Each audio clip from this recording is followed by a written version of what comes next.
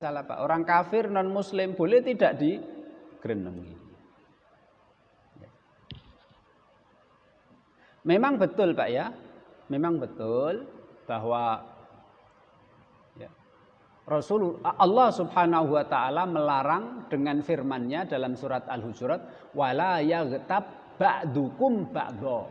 Janganlah kalian saling gerenengi atau ghibah sebagian kepada sebagian yang lain. Artinya sebagian orang Islam kepada sebagian yang lain. Ayuhibbu ahadukum ayyakula lahma akhihi. Apakah kamu mau memakan bangkai saudaranya, saudara seagama? Kalau memang seagama enggak boleh. Sama-sama kita orang Islam haram. Kemudian Rasul juga mengatakan ketika ditanya, ghibah itu apa wahai Rasul? Rasul menjawab, dzikruka akhaka bima yakrah. Kamu menyebut-nyebut apapun yang ada pada diri saudaramu, sedangkan saudaramu tidak menyukainya. Lah saudara seagama. Apakah ini berarti saudara yang tidak seagama alias kafir itu boleh digibahi? Kan gitu Pak. Nah, Bapak Ibu saya hormati, ada sebuah hadis. Hadis ini diriwayatkan oleh Imam Ibnu Hibban. Diriwayatkan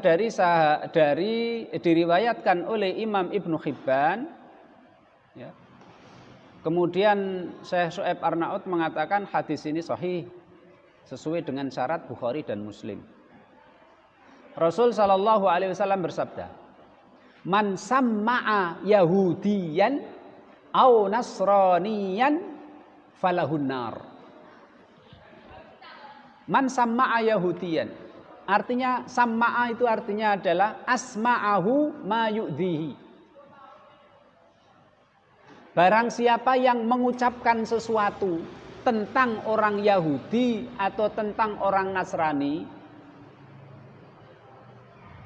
di mana ucapan itu kalau terdengar oleh orang Yahudi dan orang Nasrani, mereka merasa terganggu, mereka tidak suka, mereka merasa tersakiti. Sekali lagi, man samma'a Yahudiyan au Nasraniyan falahun nar. Barang siapa yang mengucapkan sesuatu tentang Yahudi dan Nasrani alias orang kafir, yang sesuatu itu seandainya mereka dengar, mereka merasa sakit hatinya, mereka merasa tersinggung. Falahun nar, orang yang melakukan itu diancam oleh Rasulullah masuk neraka. Kemudian Bapak Ibu saya hormati, ada satu hadis lagi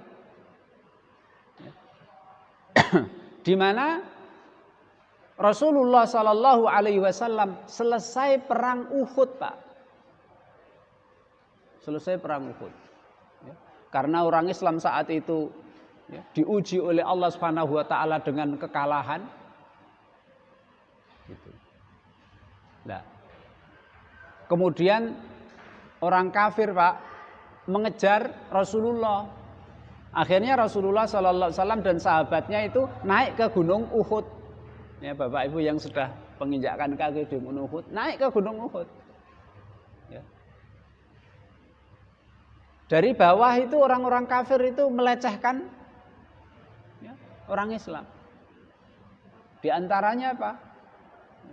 Kalian kalah kan? Karena kalian nggak punya Hubal. Hubal nama salah satu dari berhala mereka. Kita menang ini karena kita punya Hubal. Kalian tidak punya Hubal kan? Maka kalian kalah. Gitu.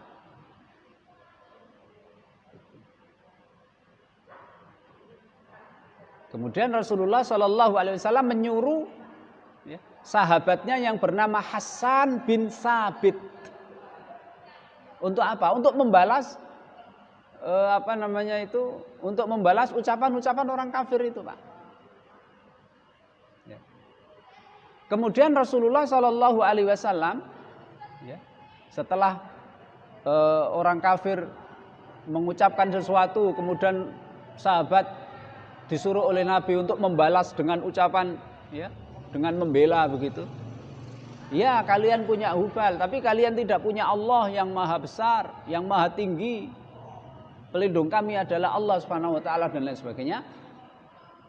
Akhirnya Rasulullah Shallallahu Alaihi Wasallam mengatakan, uhjuhum ya Sabit, wahai Sabit, jelek-jelekkan mereka.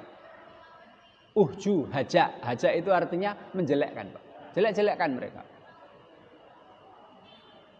Nah, oleh karena itu para ulama, Bapak Ibu saya hormati, dari dua hadis tersebut mereka mengambil kesimpulan, ya, kalau non muslim atau orang kafir, Yahudi, Nasrani, ahli kitab maupun musyrik-musyrik yang lain, kalau mereka itu adalah statusnya adalah dhimmi yang hidup bersama orang Islam, di bawah kekuasaan orang Islam, mereka membayar upeti kepada penguasa Islam, atau orang-orang kafir non-muslim yang antara orang Islam dengan mereka ada perjanjian damai, maka nggak boleh, Pak, nggak boleh menyebut atau mengucapkan sesuatu yang membuat hati mereka tersinggung dan sakit. Mengucapkan ucapan-ucapan yang mereka tidak menyukainya. Tidak boleh. Karena apa?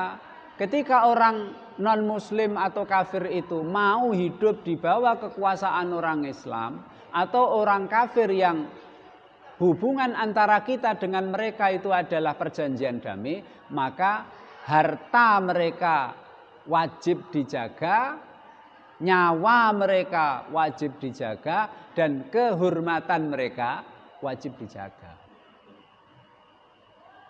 Dalilnya tadi, man samma'a yahudiyan aw nasraniyan falahunnar. Ini maksudnya adalah yang dhimmi atau mu'ahad, yang hidup di bawah orang Islam atau yang ada perjanjian damai.